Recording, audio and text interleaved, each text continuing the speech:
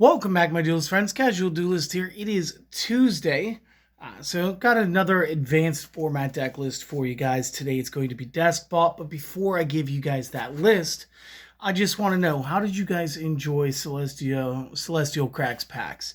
Honestly, we're thinking this might be the new thing that'll take over on Mondays.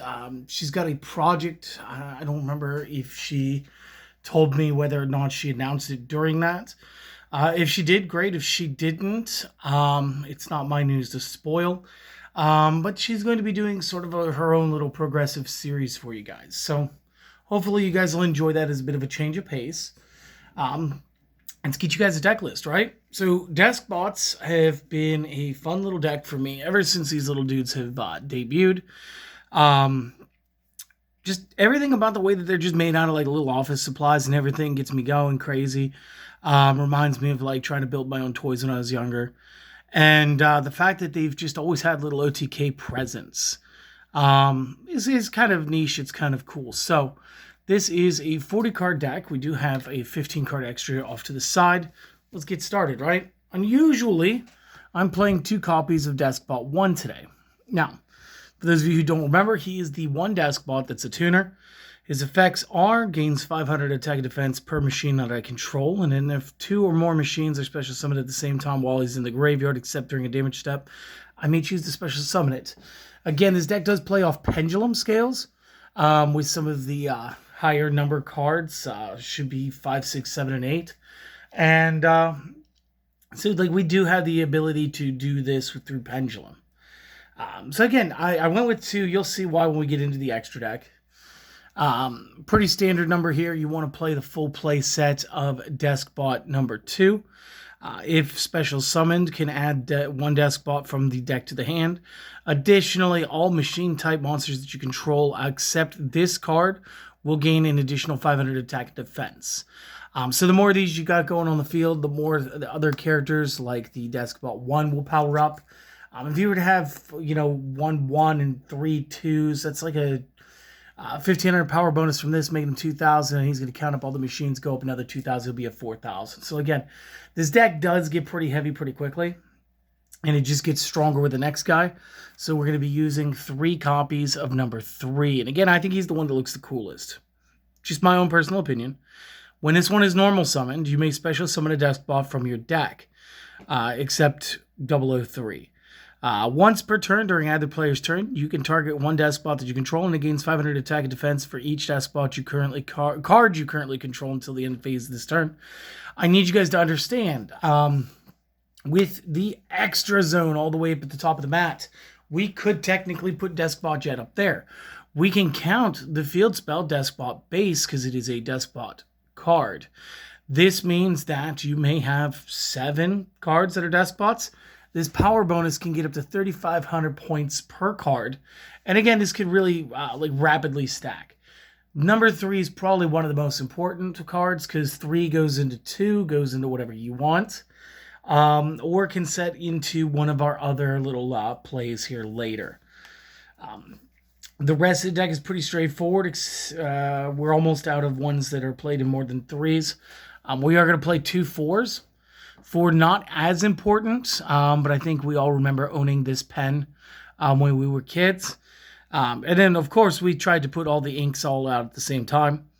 The way this guy works, if he battles an opponent's monster during damage calculation in either player's turn, since this is a quick effect, you can activate this effect once per battle. The opponent will take no battle damage for the remainder of the turn. But what you'll do is you'll send a Deskbot from the deck to the graveyard with a different name than 4. And if you do, this card gains attack in increments of 500 points per the star level of the card. So if you threw away Deskbot 1, you get 500, 500. If you throw away Deskbot 9, 45 by 45. So this basically guarantees that he's going to beat whoever he needs to, but the opponent will not take damage the remainder of the turn. So use it carefully. If this card destroys an opponent's monster card by battle, you can then choose to special summon 2 Deskbots with different levels from the hand into grave back in defense position. I believe this is the damage step exception here for Deskbot 1. The last card that we do play at more than 3 or more than 2 is Deskbot 5 at 3. For those of you who know the reason, just don't tell anybody. Just like the video now. Um, we'll see how many of y'all get it. I think all of these guys have the same scale effect. You cannot pendulum summon except Deskbots. We'll check. 6 has the same effect. 7 has the same effect. 8 has the same effect. So again, they're all either 1s or 10s on scales. So anything 2 through 9 can special summon this way. And again, 1 is going to make an exception for himself. But as a monster, when this is normal or special summoned, you get to target one spell or trap card on the field and destroy it. Card gains 500 attack per face-up Deskbot in your extra deck. If this card is in the pendulum zone is destroyed, target a Deskbot monster in your graveyard and special summon that card. Use this effect of 05 only once per turn. So again, those of you who know why this is at 3, just marinate on it for a minute. Those of you who don't, think about it. I'm sure you'll get it. We are going to play 2 of each of the rest, so 2 6s. 6 is going to, on the special summon, destroy a monster on the field. Targets a monster on the field and changes battle position. Gains 500 for every Deskbot in the extra deck that's face up. If it's in the pendulum zone and destroyed, target a Deskbot in the graveyard, add it to the hand. So it's not quite the opposite to 5, but it's complementary. 7, the Scissors Warrior. As a monster, this card gains 500 for every Deskbot card in the graveyard, so 8 will do the same. Monsters your opponent control cannot target face-up Deskbots for attacks except for this one. If this card attacks a defense position monster, inflict piercing. Again, you will notice that they were all fairly weak, 500 points a card. This is important because their effects are what make them good. 8, again, gains 500 per Deskbot in grave. Opponent cannot target face-up Deskbots with card effects except for this one. This card can make up to 2 attacks on monsters during each battle phase. And it is important that it says monsters. It's so that you don't break the card. Last one being Deskbot 9. Generally, I only play this for Deskbot 4's effect, but we're going to go through this anyway. He's a large star. Every one of them is the star level that their number is. So again, if you're just trying to figure this one out, he's just 9 stars. It's easy. Once per turn during the main phase 1, you can make this card gain attack equal to the combined attack of all face-up Deskbot monsters that you currently control, except for the names that are 009, until the end of the opponent's turn. Only this card can attack this turn. This effect is activated. If this card battles, the opponent's cards and effects cannot be activated until the end of the damage step. If this card will be destroyed by battle or card effect, you can destroy one Deskbot card you control instead. There is a small change to this build that you can make, where this guy actually becomes a boss card for you. Now, the rest of the monsters, there's only 4 more. They're hand traps. They're generic use. We're going to be going 2 copies Ash, 2 copies Ghost Ogre. Again, Ghost Ogre is here to help us bust up board states. Ash is here to stop our opponent from interacting with their deck a little bit. This is easy. So here's our monsters. Moving into the spells, you got 1 Called by the Grave. This is pretty standard fare. You got 2 copies of the field spell Deskbot base. Now, this one is worth going over, even though you're probably never going to get the full effect off. The first part, all Deskbots on the field currently gain 500 attack and defense. Fine. Once per turn, reveal any number of Deskbot cards in your hand and shuffle them back into the deck, then draw the same number of cards. Fine. These 2 effects you will use all day, every day. This last one, not so much. You can banish 9 Deskbots with different names from your field and or grave except base. Shuffle all cards from your opponent's hand, field, and grave back into their deck. This is a way to leave your opponent absolutely open. And just because this archetype exists, I don't think you'll ever get your Painful Choice spell card back. But to play this in a traditional format would be quite amusing, knowing that you could then do that. The rest of the deck is actually pretty simple. It's all tech stuff. So we are going to run 1 Feather Duster. We're going to run 1 Limiter Removal. And I do think it's worth mentioning with Limiter Removal, even though it's been errated 8 times already, in the alternate build, you would use this crazy amounts. And then, of course, the reason is just fine. The reason that you would use so many Limiter Removals is because they stack. They don't, the wording never changed to the point where it says that the original value of the monster is the what gets doubled, unlike things like Power Bond. Power Bond, I think, can only multiply that. There's a couple of other cards that do say that only the base power gets halved or doubled. Um, I do think that Shrink and Lost Wind work on the same wavelength, where like they don't double, they can't stack, and it's because the wording says like original attack value. Anyway, you would double up your machine values to the end of the turn, and then anybody who's affected gets destroyed during the end phase. 3 machine dupes. This is great because literally every machine is a 500 by 500, and even 2 doesn't power itself up. So if you started with 2 in this, you could play 2, bop 2 more 2s to the field. Now they're all at plus 1,000 because they're all bonusing each other. They would give you 3 1,500 point cards and 2 searches because you're getting 2 special summons that are happening at the same time, which again is perfect. It gives you 2 searches. You can set scales if you need to. You can do whatever you want. This also lets us go into a play for our extra deck. I think it's safe to say that some of you have figured out I'm playing Cyber Dragon Nova and Infinity because we do have 5-star machines. So if you guessed that right, give yourself a pat on the back.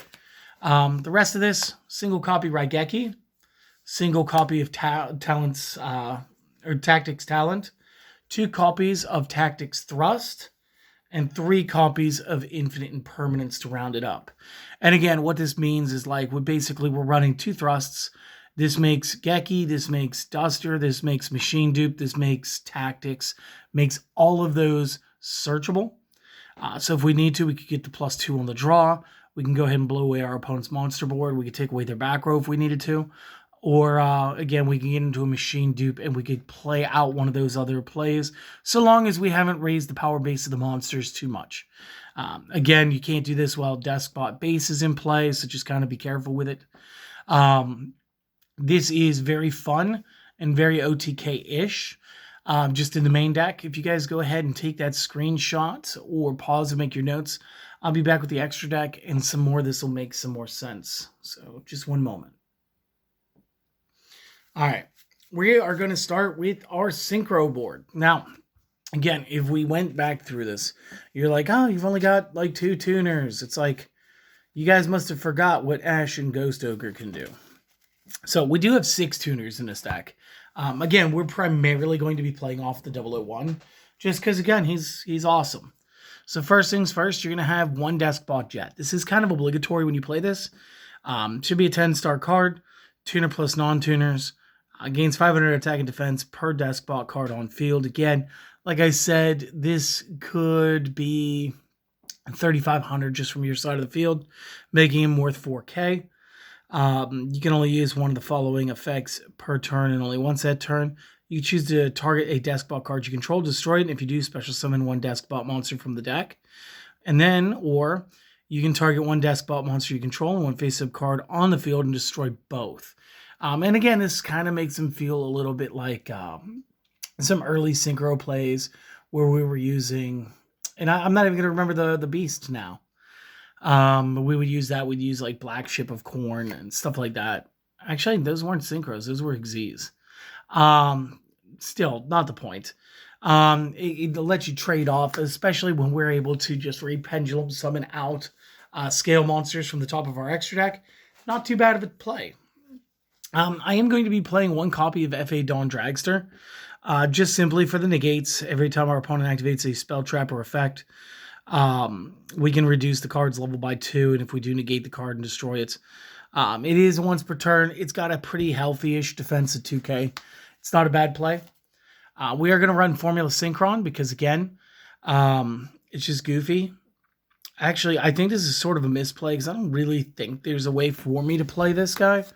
I just sort of grabbed him because I saw my level 1s. So don't make my mistake, guys. Unless you somehow take a level 1 from an opponent, you're not really level modulating. And this is just me mispulling a card and figuring it out while I'm filming. I was wondering why it never came up during playtest. So, like, this is going to be a Link monster of your choice later. Okay? Don't make my mistakes. I make enough of them myself. Cool card to play, Herald of the Arc Light. Now, this one I did play a bunch. Any monster sent from the hand or main deck to the graveyard is banished instead. Essentially gets you out of dealing with hand traps.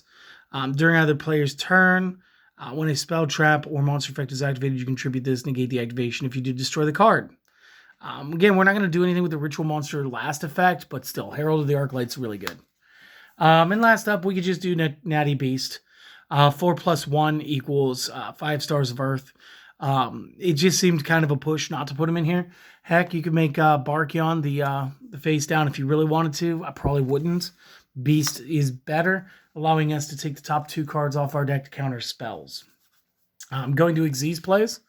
Seriously, it's just Nova to Infinity. Again, we have the ability to do the rank 5 plays real quick.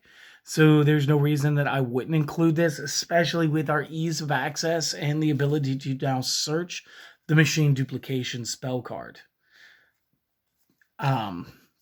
Link types. I'm going to start with an access code talker. It's always a good choice for once you're getting big and bulky in there. IP Masquerena lets us do some of the link builds during our opponent's turn. Nightmares Phoenix and Unicorn help us with additional cards in hand, either destroying back row or spinning card back to the hand, was it? Target a card on the field. No, back to the deck, which is good. We have Moon of the Closed Heaven. Again, this allows us to target a monster that our opponent has. If we're using this with IP Masquerena, we could go into some crazy plays during our opponent's turn. Because we are using a 1-star in the Deskbot 1, I did put Relinquished Anima in here because it's not too far-fetched to think that we might be able to pendulum summon a bunch in some of the more grindy games where you just don't get to go off immediately. And this would allow me to turn my tuner into a rank 1. I'll be able to absorb some cards and then move on. Plus, I just got done playing a Relinquish deck in Speed Duel, so like this was fun. Wanted to play it. I have my SP Little Knight here. For obvious reasons, we've got Underworld Goddess of the Closed World. To replace that top card that I didn't catch my mistake and the whole time I was playtesting and didn't go, wow, I never played this card once. Literally add your favorite link. There's a lot of good ones. Again, I put a lot of the basic tech guys already in here. So, again, sometimes I use Boral Sword. Boral Sword could give you an alternate to the access code talker. We just play whatever you like. And then this is the deck, guys. So, hopefully you enjoyed it. Hopefully my mistake doesn't detract too much from the video. Hopefully you guys enjoyed it. If you did, consider supporting us with the like, comment, sub. If we didn't entertain you as well as we thought today, well, maybe we could try again tomorrow, the next day. We'll be back on Thursday. So for now, you guys just have a good day. I want you guys to go out, focus on the mental health. Maybe you won't make silly mistakes like I do because you're stressed about making videos. And just have a wonderful day, okay? Do that, and I hope to see you guys next time. Later.